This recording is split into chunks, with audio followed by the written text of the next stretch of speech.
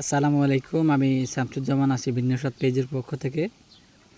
এই যে আমাদের দিনাজপুরের স্পেশাল মুগ মাসকালাই ডালের পাঁপড় আমরা এভাবে রোদে শুকাতে দিয়েছি।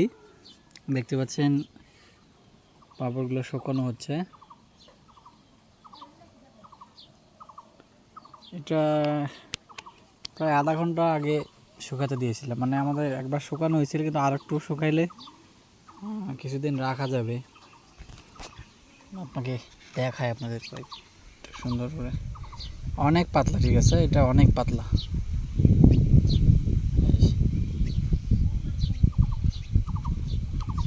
প্রতি কেজিতে 80 থেকে 90 পিস পাঁপড় আর কি ওঠে।